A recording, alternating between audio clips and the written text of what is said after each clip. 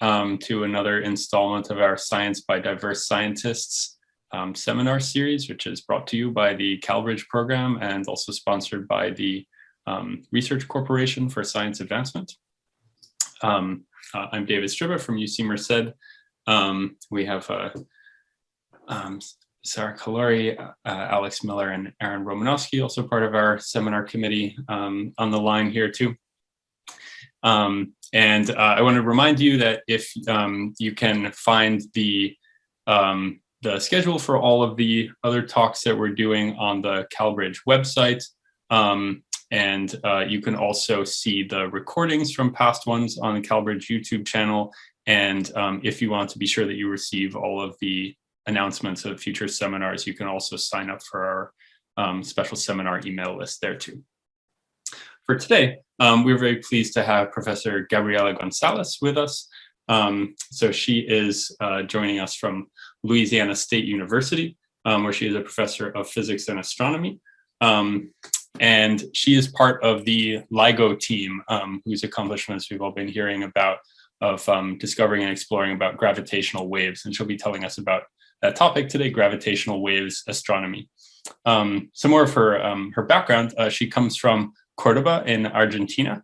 And she did a PhD at Syracuse University in 1995 before going to the LIGO group at MIT, where she was a staff scientist, and then went on to be a faculty member at Penn State, and then to Louisiana State, where she is right now. She's received a number of awards for her work, including from the American Physical Society, American Astronomical Society, and National Academy of Sciences, and is a fellow of the American Academy of Arts and Sciences and the US and Argentinian National Academy of Sciences. She's been working on LIGO since 1997, including being a spokesperson and participating in the dramatic announcement that we heard about in 2016 for the discovery of gravitational waves. So we're very excited to have Gabriela with us today to talk about all her accomplishments in this area and where she sees the state of the field right now. So thank you very much, and I turn the floor over to you. Thank you. And it's an honor to be here. Actually, I know we have several groups in the Cal State system, in Cal State Fullerton and Cal State LA. So you are part of the LIGO team too. Let me share my screen. See if I can start. So I want to tell you about gravitational waves, but also black holes and a few other things.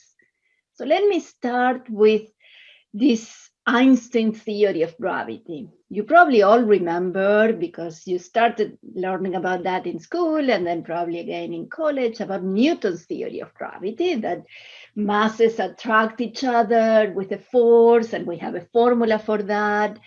But that attraction that Newton predicted, and that was a revolutionary theory, that was an instantaneous force. And Einstein in 1905 had already exposed the theory of special relativity, saying that nothing travels faster than the speed of light. So he wanted a theory of gravity where the force of gravity was not instantaneous, but it wouldn't travel faster than the speed of light. That's Einstein's theory of gravity. And that has to do with space-time, which you probably have heard, but I hope you have also wondered about what is space-time. The way I like to imagine space-time is as a three-dimensional grid, so like a grid paper, but in 3 dimensions, where we measure distances with rulers, with distances between the corners of the cubes. And if it is a static grid like this, then all the distances are the same. That's a space. The time is imagining little clocks in every corner, and all those clocks are synchronized. And that is what space-time is when we consider it flat, when there are no masses, But Einstein's gravity says that if we have masses in this space-time, then the space-time will be distorted. It will be curved. And the masses will move because they will be traveling the shortest distance they can in this curved space-time. So if this is the sun and there's a satellite coming in, let me put it here again, then the satellite will go around the sun like the Earth goes around the sun, not because there is an instantaneous gravitational force, but because the space-time itself is curved. Now, I will tell you later about what does this have to do with gravitational waves, although I will tell you, I will have a spoiler, and that is that when masses are moving, then the space-time will have these ripples in space-time, as we call them. But let me tell you first about the many ways in which we know that Einstein's gravity was true and is still true. There are many experimental proofs of the theory. Now, Newton's theory predicted already the motion of planets around the sun. That was amazing. The same law of gravity predicted how things fall. A cylinder falls on an incline, or we fall to the ground because the Earth is attracting us. But it also explains how satellites move around and how the planets move around the sun. But Mercury, which is the planet that is closest to the sun, that's what Newton's theory seemed to fall a bit short. It couldn't quite explain. The orbit of Mercury is precessing a little bit. It's like an ellipse, and it's precessing. And Newton's theory could not get that precession quite right. And Einstein's gravity did. So that was actually a test that Einstein was aware of. So he was trying to explain the Mercury perihelion. That's the technical term. But that was not the only thing that it predicted. Because the space-time was distorted, the time was distorted, so that meant that clocks were not synchronized anymore. And that needs to be taken into account, for example, to get GPS right. Because the clock on the GPS satellites and the clocks on Earth are not synchronized. They are in a different, they are at different distances from the Earth, and the Earth is curving the space-time too. All the masses curve the space-time, and the larger the mass, the larger the curvature. So we need to get those that effect of clocks not being perfectly synchronized to get GPS right. That was another prediction of the theory. One prediction that Einstein didn't like and tried to get rid of is that if you assume that the universe is made up of a homogeneous dust, thinking that galaxies are just particles of dust, then the theory said that space-time should be expanding. But everybody knew at the time, this was 1915, that looking at the sky, things were not moving. They were not moving. Stars were not moving away from the Earth. But it turns out that later on, the expansion of the universe was measured. It turns out that galaxies are moving away from us. All galaxies are moving away from all other galaxies, and that is the expansion of the universe. So in the beginning, when this prediction was made from his theory, he added a term in the theory to say, no. If I add this term in here, then there is no expansion. But then the expansion was discovered. He had to take that term away. That's how theory adapts to experiments. There were many other predictions of Einstein gravity than these. The ones that mattered for us the most in this talk, or matter to me the most, is that it predicted the existence of black holes. Black holes would be masses that are so concentrated that there is a sphere around the center. There is a sphere from which nothing gets out. It's called a black hole because light cannot get out of a black hole, which means we cannot see a black hole because we cannot get light or any electromagnetic waves from a black hole. And Einstein didn't like that idea either. Black holes were not known to exist by astronomers, and he thought that that was an aberration in nature, that it probably wouldn't exist. It was just a mathematical artifact. And now we know that that is true. And the other prediction that we will talk about is that gravitational waves exist and carry energy away from systems. So let's talk a little bit about black holes first. What happens? Let's talk about the life and death of stars. In general, stars are formed from a star-forming nebula, and depending on the size, we get small stars or big stars. Small stars are like the sun. Our sun is considered a small star, but there are other stars that are massive stars. Those are more than 10 times the mass of our sun. And they have very different lives. Our sun lives a relatively quiet life until the fuel in the nuclear fusion that happens in the star, until that doesn't have any more force to resist the gravitational attraction, and then it gets converted into a red giant, and then it explodes in a planetary nebula, and then it becomes what we call a white dwarf, which is a fluffy star that is hot, so we can see the temperature, but it doesn't quite emit a lot of light like it was, because there's no nuclear fusion anymore. But the massive stars have a very different life and a very different death. Those become they become super red supergiants, and then explode in supernovas. And from those supernova explosions, two things can happen. They either become a neutron star. A neutron star has the mass of the sun, although they start with larger masses, but they end up with the mass of the sun in the radius of a small city, much smaller than LA. A city, I have to think in California, a city about the size of Sacramento. So that is the size of a neutron star.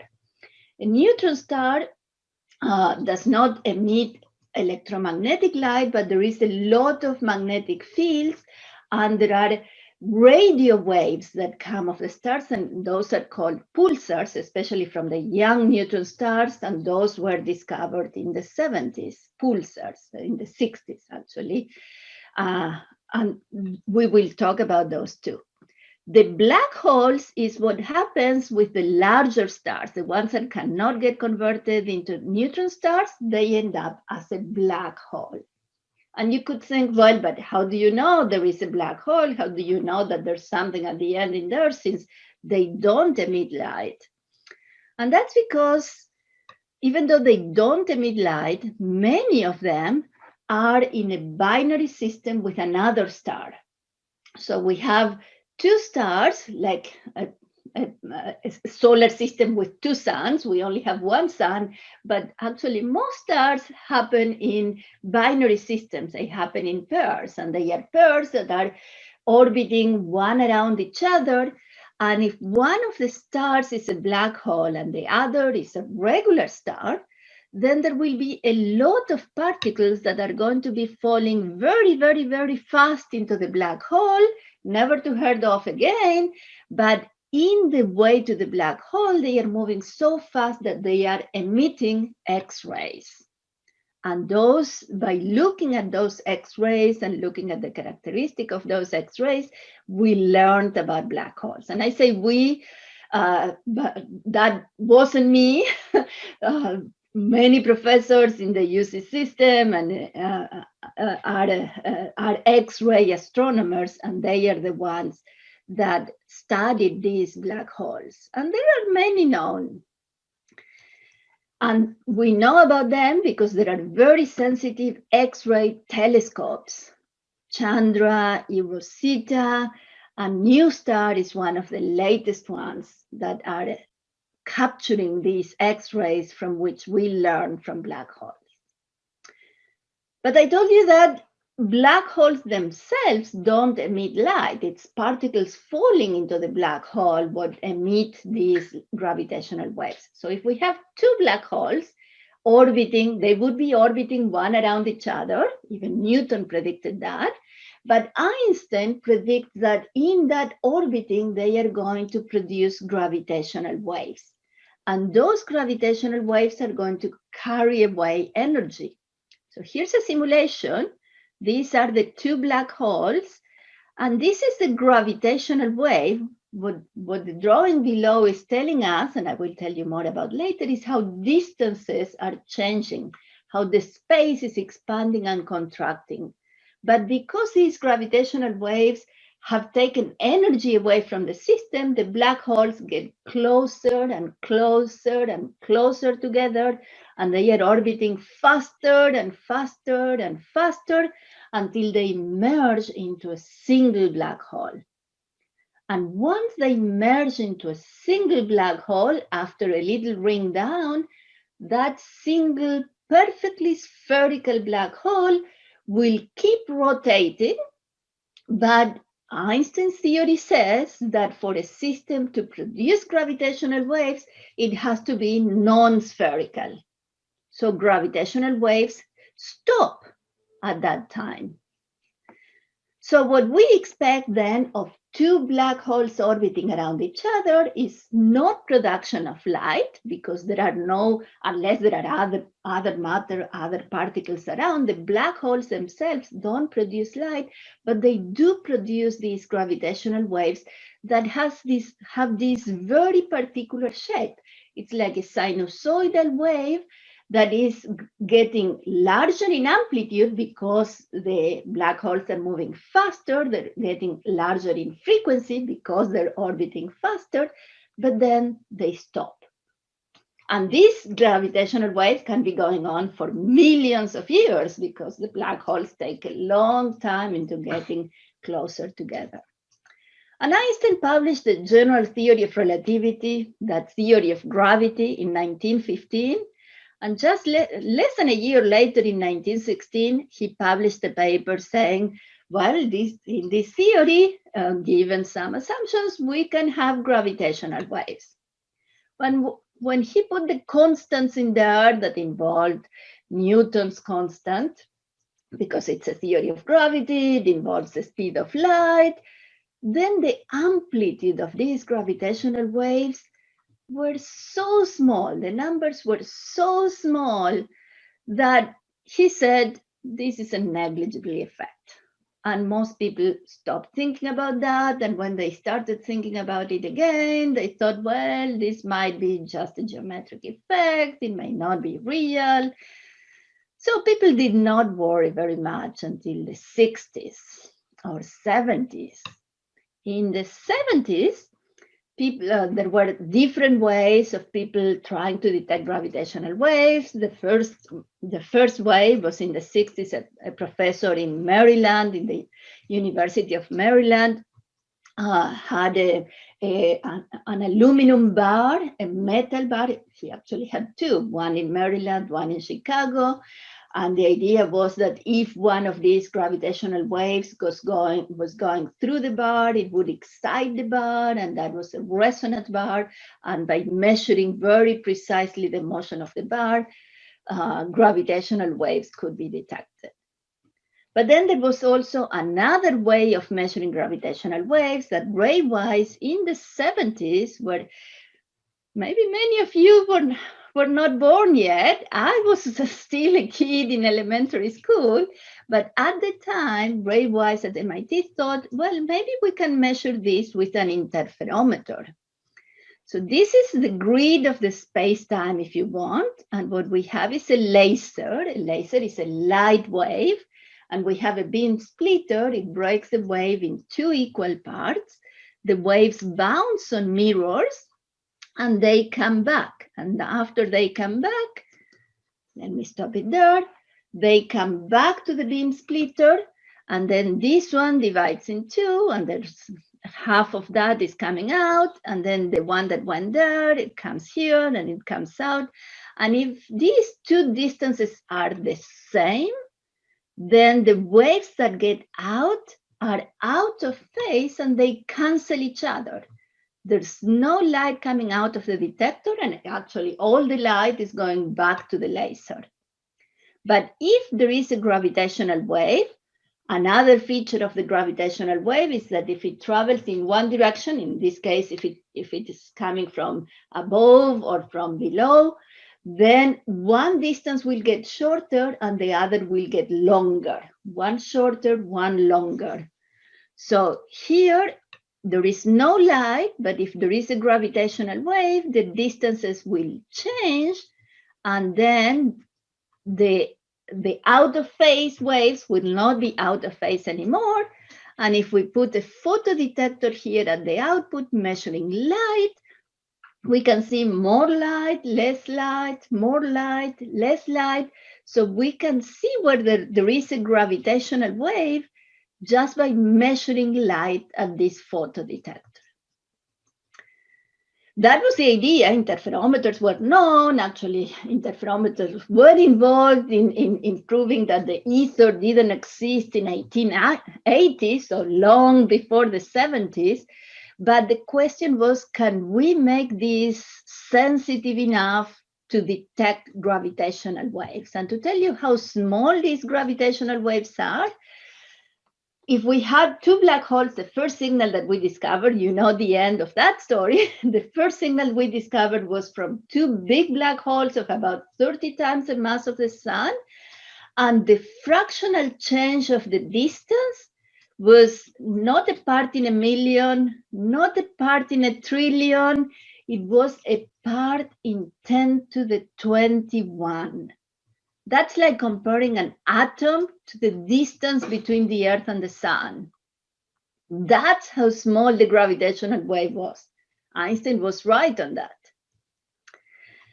So Ray Weiss and Kip Thorne at Caltech, they actually got together. Kip Thorne is a theorist. He was very interested in black holes. Ray Weiss was an experimentalist with this idea about interferometers.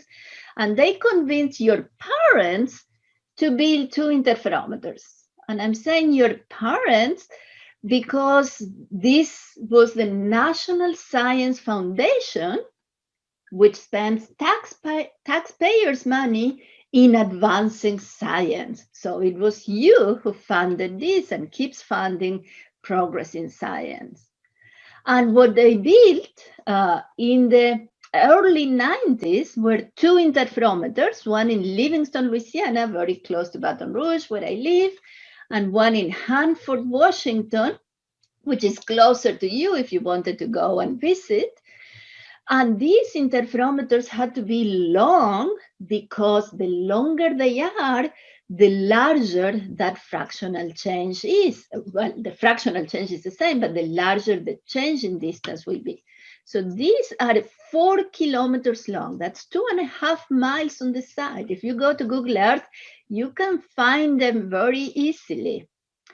And there are two detectors because these signals would be so small that you wanted to see the same signal in two different detectors to convince yourself that it was a real signal and not some truck going on the road. But these are not just simple interferometers. It's not just a simple Michelson like here, like I showed you in the movie. The laser has to travel in vacuum because if not, it moves around because of refraction of light, and then the distances would be different, but not because of a gravitational wave. So the laser travels in a vacuum tube. The vacuum tube needs to be protected from the elements. And we've had fires in Washington, in Hanford. We've had hurricanes in Louisiana. We've had alligators in Louisiana and bullets in Louisiana, cars crashing. We had a police car crashing into this enclosure in Hanford. So I'm very glad that these vacuum tubes that are very, very expensive, they are part of the most expensive part of the experiment, are well protected. But we also need a powerful laser, and for this, in what we call now the second generation of LIGO detectors that were installed in the 2000s, we have international collaborators. So the lasers have German technology for powerful lasers. The mirrors are not little mirrors in here bolted to an optical table. They are actually large mirrors. These mirrors are about this big, and they are hanging in quadruple pendulums, because pendulums help us to suppress the vibration at high frequencies. And all of that is hanging from an active seismic isolation system, which is a system in which we have layers and sensors that measure the distance between the layers and cancel that. That's the active part. So that's the active seismic isolation system. That's a quadruple pendulum. And all of that is in a vacuum chamber.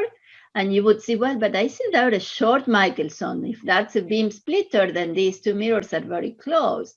That's actually not true, because what we do is we have this mirror, and this mirror are the ones in here, but we make the light go back and forth in each of the arms about a few hundred times, so that is like making the detector even longer.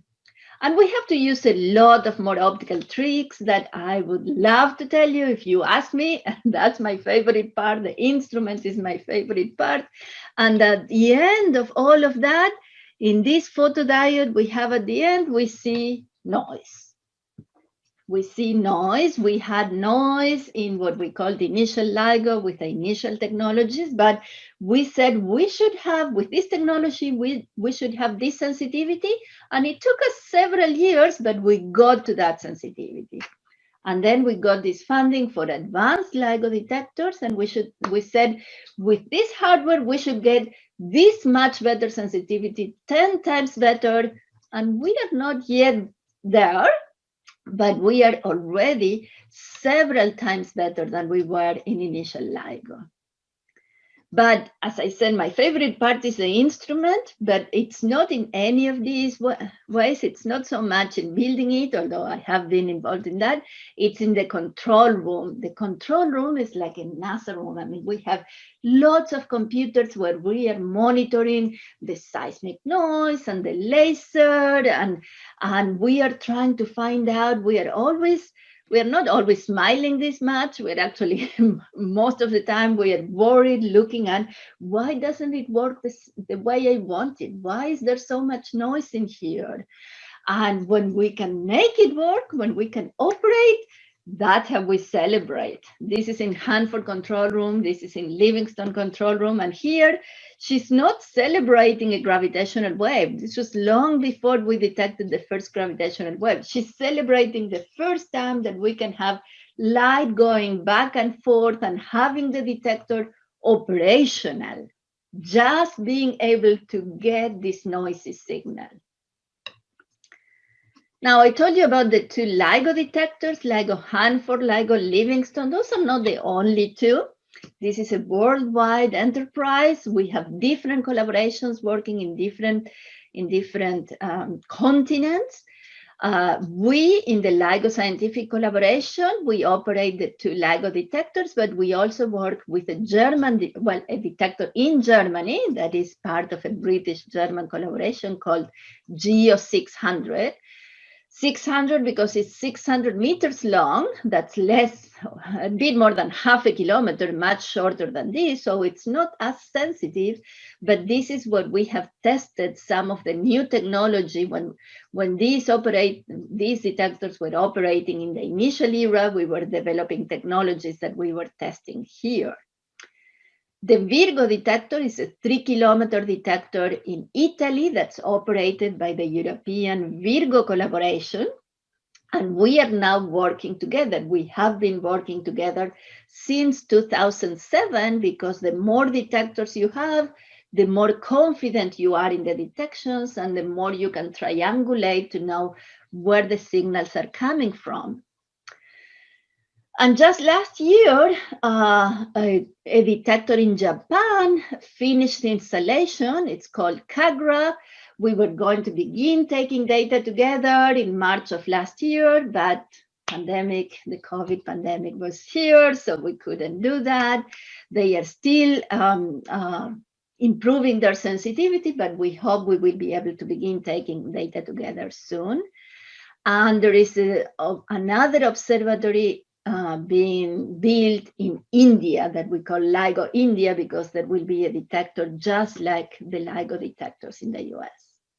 So, like I said, this is all over the world, and that's why we like it. Now, as I told you, I began working on this in the early 90s as a graduate student when I came to the US to do my PhD, and I loved this and I kept at it, and we all do lots of small things to build up these big detectors and improve them. And on February 11 of 2016, I had the honor to be in the announcement of the first detection of gravitational waves. That first detection happened in 2015, but it took us several months to be sure that that was true. And this was in Washington, and the then director of the National Science Foundation, Franz Cordova, was presiding. She is an astronomer. Ray Weiss and Kip Thorne, who in the 70s had begun talking about this project and pushing for it, were there. Dave Wrightsey is the one who said, we did it. He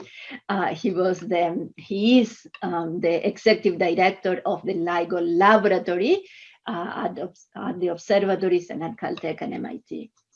But it was a coincidence, a total coincidence. We didn't plan it that way, but I loved it that happened that way, is that February 11, 2015, 5 years ago, we just went through the 5th anniversary. It was the first time that day was celebrated as the International Day of Women and Girls in Science. The United Nations, the year before, in 2015, had designated February 11 to be celebrated every year as the Día Internacional de la Mujer y la Niña en la Ciencia. It's international, so it's celebrated all over the world. And here we were, February 11, announcing a big discovery. And look, we are 5 scientists and 2 women there. How nice a coincidence. We couldn't believe that. And of course, we celebrated so much that coincidence. But let me tell you what we announced that day. What we showed is that the signal that we had seen, which is usually noisy signal in Livingston, which is this blue signal.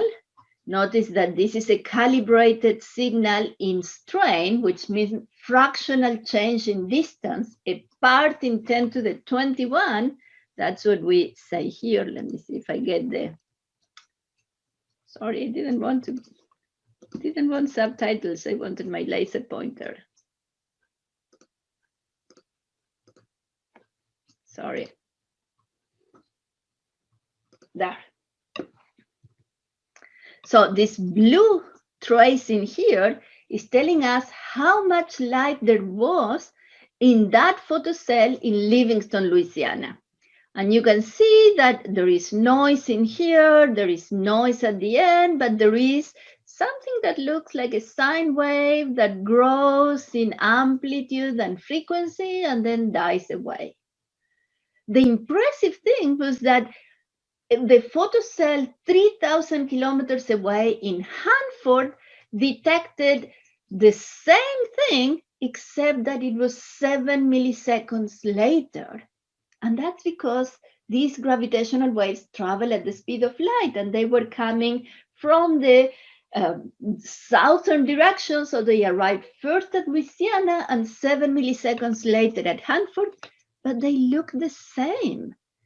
And look at this time. This is a time in seconds. So this is only a tenth of a second from that fraction of a second, from this time axis, we can tell the frequency of those waves.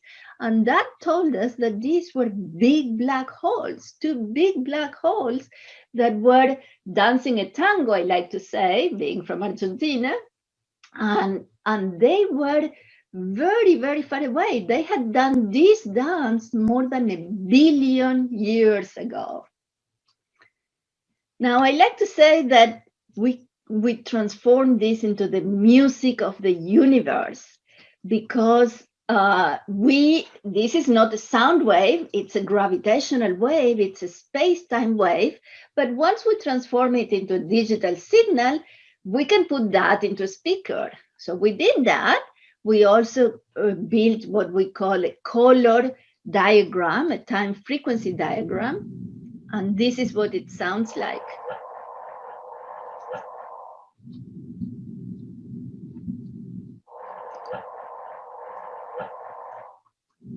Now I need to get my pointer back.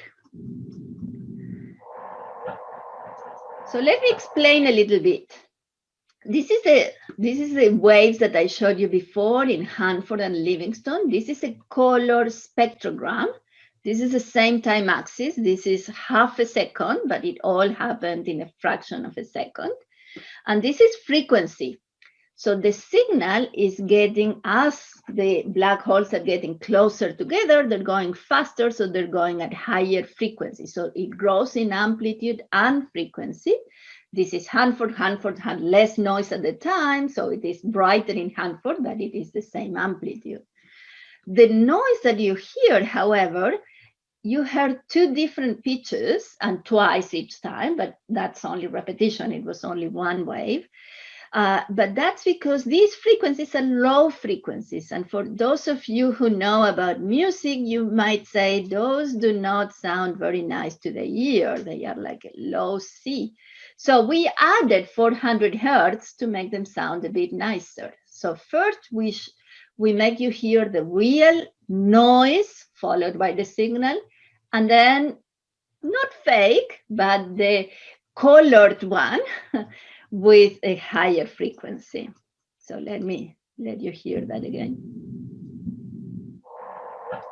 That's a higher pitch. That was a real pitch. And the higher pitch. I have to say that if I begin listening to that, I cannot stop, but let's go on. So this is what we published that same day. We actually had sent the paper for peer review before then. And this was the coalescence of two black holes, which was the first binary black hole system known, because as I told you before, the black holes that were known because there was some other star nearby, not another black hole. And this was signed by the LIGO scientific collaboration and the Virgo collaboration, even though it was only seen in the LIGO detectors, because we were working together already. Now, the LIGO scientific collaboration has many, many different institutions. We are more than 100 institutions around the world. We are more than 1,000 people. And we were very happy when in 2017, the Nobel Prize was announced to Ray Weiss and Kip Thorne and Barry Barish, who had been an early executive director of the LIGO laboratory, solving a lot of management problems that were at the time. But the affiliation for them was not Caltech or MIT, it was LIGO-Virgo collaboration. So this was celebrated all over the world. Now, I want to tell you that when you see Nobel Prizes, pictures of Nobel Prize winners, you probably think that all physicists are white-haired, old, male, white, and that's not true. In fact, most Nobel Prizes started when they were young. Even Einstein did his best work when he was young, a lot younger than in the pictures that we see later. And these are Ray Weiss and Kip Thorne at that press conference, but this is what they looked like when they were working on this very early on. So when you think of physicists, and I know that you know a lot about physics, but when you think of physicists, you need to think about young people. You need to think about diverse people, young, old, tall, short, all kinds of different people. And of course, the people I like the best are the ones in my group. This is what my group looked like in that February 11. And you can see they are all young. Okay, let me go back to the physics now and tell you about what happened since then. We took data in 2015, 2016, and we saw these 3 gravitational waves. This was the first one, and it still has the record of peak amplitude. We saw 7 more black hole coalescences, and then we saw a very different signal. This signal, you can tell that we cannot put it in the same time axis because it's a much, much, much longer signal. It's tens of seconds, which means that these were much smaller stars. These were neutron stars, not black holes. But we cannot distinguish between small black holes or neutron stars because we only measure the masses from the frequencies that we see in the signal. However, at the same time that we were measuring coalescence, there were gamma ray detectors that were detecting gamma rays. And again, we put it on sound. So this is going to be the signal of gamma rays detected by the Fermi detector, a space detector. And this is going to be the gravitational wave signal. This is just the signal without the noise. That's a coalescence. And less than 2 seconds later, there was this gamma ray signal. Now, this, you can say, 2 seconds, that's a bit long. That doesn't mean they are coincident, right? Well, these 2 seconds have to be compared with 130 million years that these signals took to get to Earth. So they did were coincident, and of course the gamma ray is produced after the stars coalesce. So the question is, why did it take so little time to produce those gamma rays? That's what astronomers are asking now. But because we were taking data with Virgo too, not just the 2 LIGO detectors, we could tell astronomers, go and look at that region in the sky, so we can localize it. If it had been LIGO alone, then we would have seen, look there and there, because we don't know what it is. But because we were taking data with Virgo, we could say, go and look there, and that localization was consistent with the gamma ray signal. So they looked in here, and there are about 40 different galaxies at the distance we had measured. Astronomers began looking at what happened in each of those galaxies, and in this galaxy, they found a bright spot, a bright blue spot that same night. This was August 17 in 2017. That same night, they found a blue spot that then became red the next day and then disappeared. More than about 10 days later, we saw X-rays and radio waves coming from the same spot, even though the light, the visible light, had disappeared. So we could have the full movie. Now we had the light and the sound for this movie, and this is what we think it happened. The 2 neutron stars were orbiting around each other, producing gravitational waves that we were detecting with LIGO and Virgo, and then they coalesced and emitted these gamma rays, and then there was this more isotropic expansion that produced the blue spot and the red spot. And then later on, there was a shock wave that produced the gamma rays and the radio waves that were seen for a year after the detection. So this is my favorite detection so far. I have to say that the first one was, it was amazing. But this one has been the most interesting, the one that we have learned the most about. So these are the signals I told you about. But here I show them compared with masses. So the x-axis here, it's just a way to spread out the systems, the drawings. The important axis is the vertical axis that tell us about the masses. And for the black hole mergers, these are the masses of the black holes before the merger and after the merger. This was the first detection. You can see that we got quite a few others with different masses. These are the masses of the known black holes from X-rays, the X-ray black holes. And you can see that they are mostly smaller than the ones that we measure about. So people are still looking into that. Are these the same population? Are these different populations? We need to know. We need to know more. We need to get more signals. But now we also have neutron stars. These are the masses of neutron stars that are known from these radio waves that pulsars emit. And these are our two neutron stars. Notice that when they merge, they form a signal in something that is called sometimes a mass gap, because there are very, very few black holes that are less than 5 solar masses, and there are no neutron stars that are larger than 3 solar masses. So we don't know what happened here, but this final object is in there. So that was in the two first observing runs we did with LIGO in 2015 and 16, and then in 2016, 17.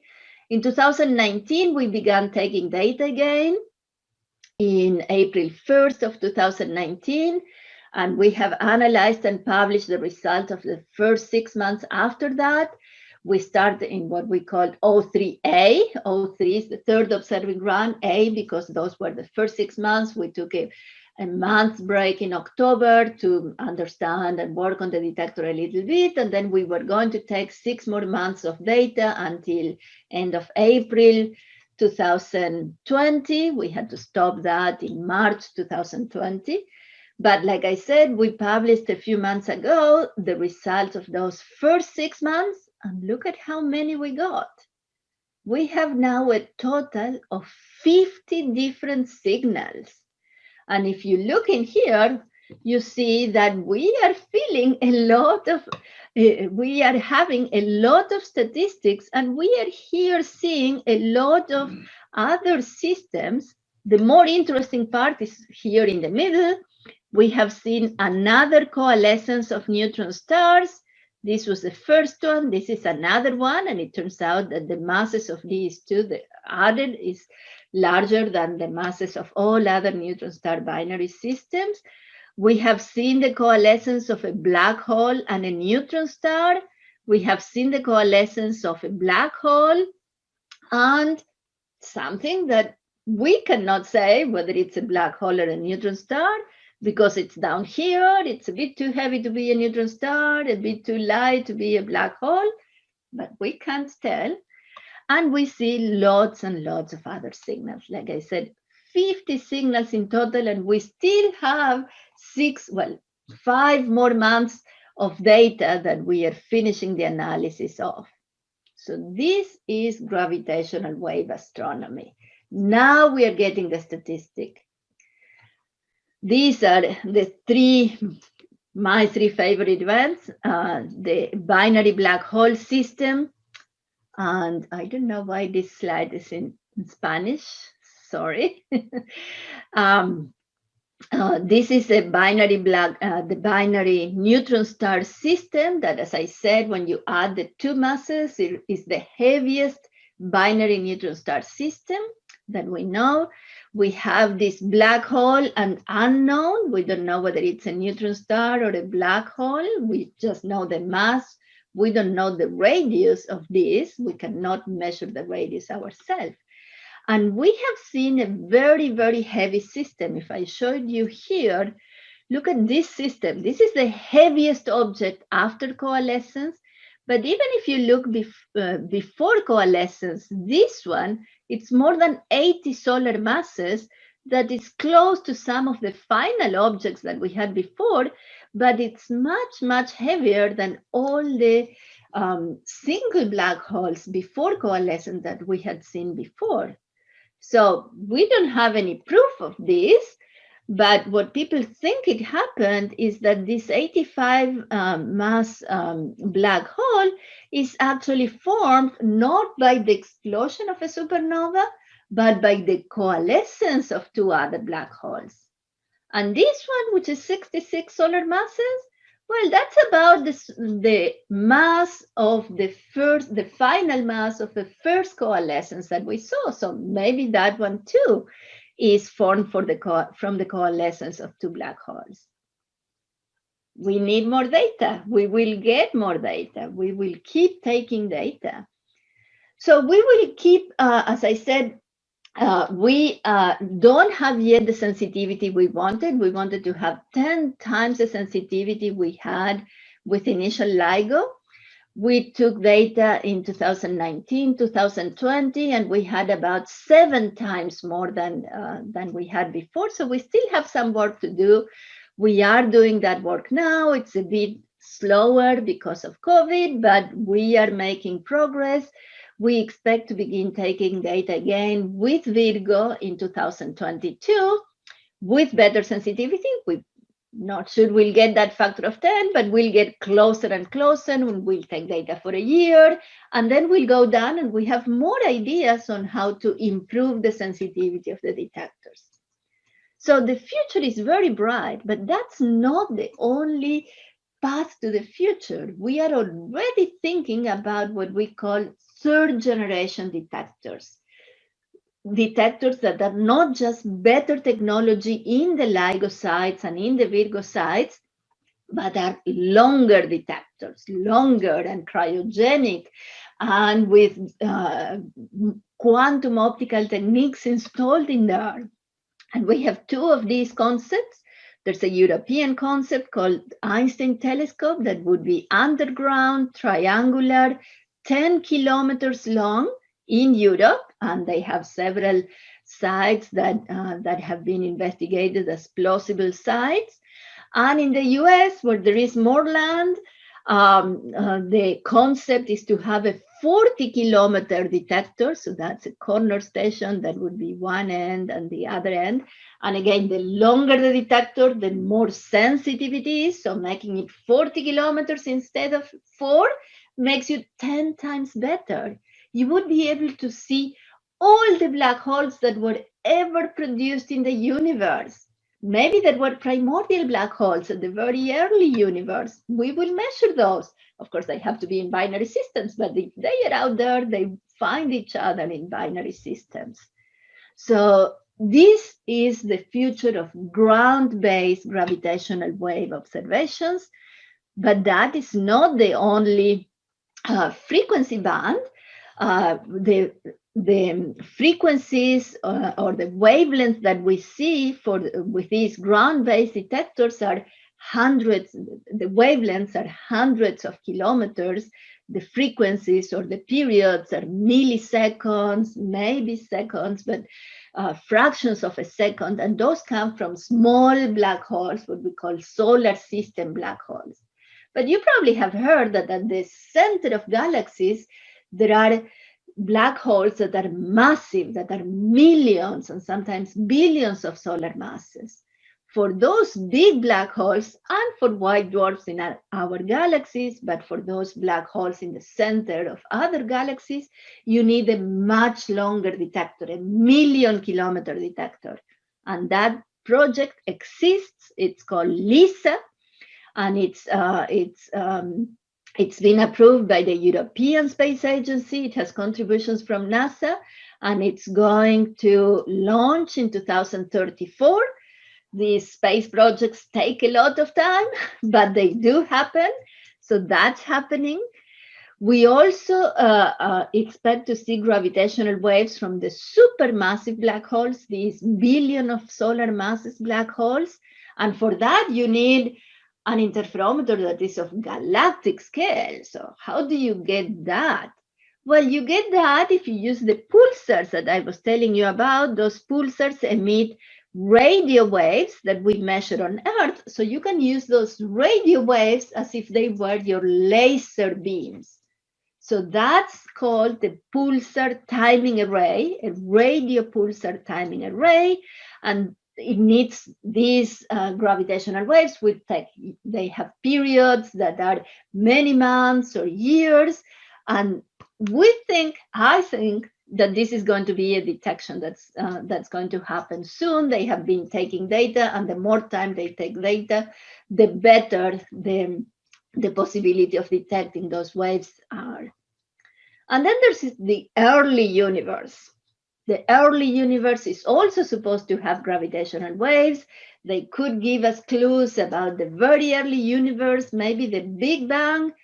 Those exist at all frequencies, but the amplitude of those waves is smaller and smaller as the frequency goes up. So there's almost no chance of seeing it with these detectors. If there is a detector that might have a chance, might be radio pulsar timing arrays. But there is a chance of seeing the effect of the early universe gravitational waves on the cosmic microwave background, on the polarization of that background. The problem is that the polarization of the CMB is also affected by dust, by cosmic dust. So you have to separate, you have to have the instruments that are sensitive enough and knowing where to look and what the features of dust are in the directions that you look to be able to differentiate dust from the effect of gravitational waves. And those experiments are going on. The most sensitive ones are in the Antarctica. So I am also hoping there was a false alarm in 2014 when this picture was from a signal that was thought to be early universe gravitational waves, which would be proof of inflation that happened in that early universe, but it wasn't. This was produced by dust. So we are going to have gravitational wave astronomy done for, I like to think of these as musical notes that are detected by different instruments rather than different instruments producing the notes. Here, the different instruments are detecting the different notes, the different frequency. So this is gravitational wave astronomy. This is just the beginning. There's a lot more to come, and you are living in very, very exciting times. So I hope you have questions for me. Thank you. All right, thank you so much, Professor Gonzalez. Let's all give a virtual round of applause. And I invite everyone to put some questions in the Q&A here so we can begin the discussion. And I love questions. Don't disappoint me. I just had a quick short one that probably maybe is nothing. When you had the plot of the 50 different events that you've detected, the horizontal axis wasn't meaningful, was it? Or it was not. Yes, I mentioned that, but yes. Yeah, I might have missed it. It's just a way to spread the drawings. Yeah. But it is impressive, especially when we compare. When we saw this one, we said, oh, we hope we see another one, because I'm not sure if we are going to ever be convinced if we see only one, even though the evidence was so strong. And then we saw several more, and then we saw this neutron star, and then... And this is from a little more than a year accumulated data, but as we get more and more sensitive, we get the rate of detections is higher and higher. Yeah, that's really amazing to have such a data set in just such a short time. It's already only 5 years ago. Yes. Okay, great. We've got a couple of questions in here now. So Hong Tao asks, do vacuum tubes absorb gravitational waves? If so, by how much? No, they don't. Actually, gravitational waves are not affected by almost anything. The universe is almost completely transparent to gravitational waves. I like to think of gravitational waves as neutrinos. There are neutrinos going through Earth all the time. There are gravitational waves going through Earth all the time. And we really need these detectors that are so sensitive to measure those tiny distances to have an effect, to have a signal. Great. Let's see. Brad asks, I vaguely recall some news stories from around 2016 about some adjustments to the LIGO interferometers that improved their sensitivity and led to almost immediate detection of a black hole merger. Would you mind explaining those improvements if my memory serves? Yes, well, the hardware improvements were the difference between what we called initial LIGO and advanced LIGO. In initial LIGO, we had the mirrors suspended. The mirrors were 10 kilograms heavy. They were suspended in simple pendulums. The seismic isolation we had were just shock absorbers with springs, springs between layers. We had a laser, but not as powerful as the one we have now. So we improved all of that. It was the only thing that didn't change was the vacuum system, the vacuum chambers and the vacuum tubes. Everything inside changed to install this second generation, these advanced detectors. So we began installing the advanced detectors in 2010. Not everything, Alexa was her name, the one celebrating that first time that the detector was operational in Hanford.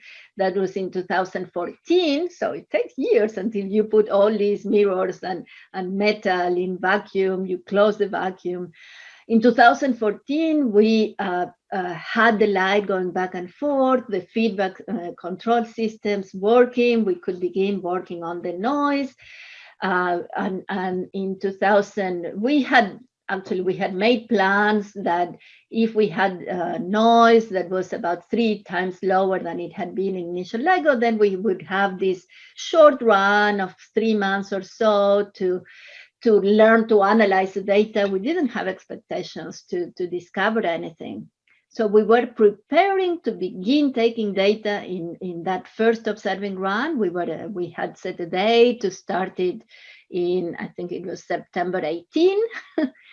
And before that date, September 14, there was this signal. We were not taking data all the time because we were still calibrating and diagnosing the detector, but sometimes, especially at night, we left it alone. And if the detectors were left alone and they were operational, then the computers would analyze the data to practice the analysis. And the computers had this web page that showed the signal that looked real, and we couldn't believe it.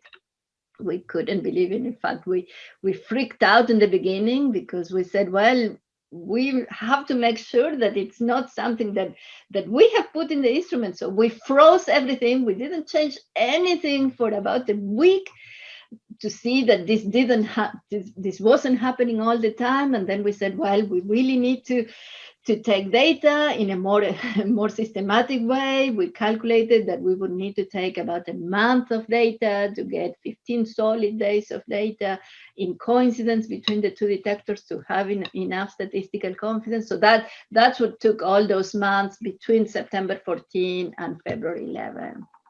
We didn't know for months. Well, we had statistical confidence in about 2 months, 1 month to take the data, another month to analyze it. But then we didn't have the analysis finished to know the masses and the distance and all of that. And we didn't want to make an announcement that we had crossed all the T's. So it was a good story. Great. We have another question from Milo, if I'm pronouncing your name right. How did the data from the black hole neutron star collision look different from the neutron star collisions and the black hole collisions? They don't. In fact, they all have this chirp, and we can only tell the masses. So from the frequencies of the signal, we can tell that this has 6 solar masses and that this has 1.5 solar masses, but we cannot tell whether this is a very light black hole or this is a very heavy neutron star. The only way for us to know about it, from the coalescence, we can know these individual masses, the final mass, but to distinguish a neutron star from a black hole, you really need data from the collision to distinguish the horizon of a black hole from the messiness of a neutron star. And that the lower the masses, the higher the frequency at which the coalescence happens, and the less sensitivity we have. We have a lot more sensitivity at low frequencies where we can see all these heavier black holes, that frequencies where these events happen. So we hope to get there, especially. I'm not sure we'll be able to get there with the ground with these second generation detectors, unless we're very, very lucky again. It could happen. This first neutron star detection was very close. That's why we could localize it that well. This one we could not localize as well because it was farther away. We were very lucky with this one. We were very lucky with our first detection that I have lost it somewhere in here, which is still the record amplitude one. We could be lucky again and have a signal so strong that we can tell details from that coalescence. But I think we will need third generation detectors to get that. Okay, great. Do we have any more questions out there?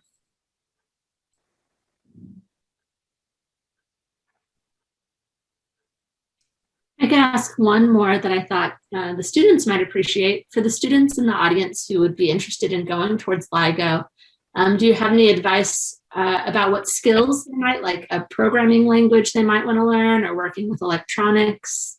Well, we do a bit of everything, and it's not just physics. It's physics, astronomy, engineering. We have teams of lots of people with different skills.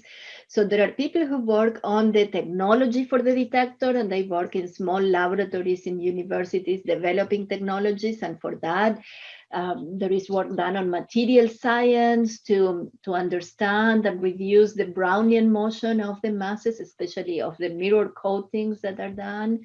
There is research on the seismic isolation techniques that are done. There is research on the quantum optical technology that's done at LSU by one of my colleagues, Thomas Corvitz. So that's on the experimental side. Then at the observatories and in Caltech and MIT and GU in Germany, there's a lot of work on testing technologies in big suspensions, in vacuum chambers, in prototype interferometers. So those are bigger labs, and in there there's a more electronics and electrical engineering for control systems. And then for the data of the observatories, we do a lot of diagnosing, which is what my group or I am doing these days, and analysis. And most of that is work, all of the analysis is done on computers. So you can do that from anywhere in the world. You need a lot of computer skills. Nowadays it's Python. It used to be C++, but I expect that to change with the years. Whatever advice you give now, it's probably going to be different in 5 or 6 years.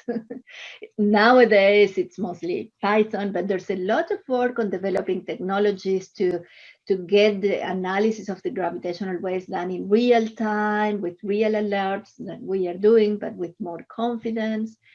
For the noise analysis or the noise diagnosis, that's where you need to mix the experimental skills, understanding the instrument, with the programming and data reading skills, but reading the noise rather than the gravitational wave signal. And that is the more, to me, the most fun, but also the one that needs mixing of different skills. Okay. Great. And we will take one final question. Milo asks, how often do you pair LIGO gravitational wave information with electromagnetic informations, and why or why not? It's great. It sounds almost like an essay question. We actually started sharing information with astronomy groups in the initial LIGO era, when we knew that we could begin localizing if we had 3 detectors. So already in 2007, we had collaborations with astronomy groups. We didn't want to have public alerts until after we had had at least one first detection that we were sure about, because we didn't want to have to retract detections. So we didn't know how the advanced LIGO detector was going to work. But we were aware that, of course, if there was astrophysical information, then that would be essential. So during the first and the second observing run, we had agreements with a lot. It was almost 100 astronomy groups. So it was most of the astronomical community in the world, so that we could give them data, but we wouldn't publish anything without telling each other and without vetting each other. And that's what happened with the 2017 neutron star collision. We sent the alert to the groups we had agreements with, and they looked everywhere, and lots of different groups saw the electromagnetic signal. But in the third observing run that we started in 2019, we were already confident enough that we issued public alerts. So we had an online analysis system that would not just ask humans, it would not go through a human gate, it would just publish alerts, but then it would also ring the cell phones of several people who would get together on computers to vet the signal to see if there was something wrong. And we had a lot of retractions of those, but we had, I think it was something like 60 different alerts. There were no electromagnetic counterparts detected, though, at least not that have been confirmed so far, because we were more sensitive, so the signals that we saw were all farther away, much farther away. Okay, thank you. Well, at this point, so we'll end our questions now. Let's thank Professor Gonzalez again. Thank you. Thank you so much for joining us this afternoon. And at this point, we can stop with the recording, and now I invite any students or other people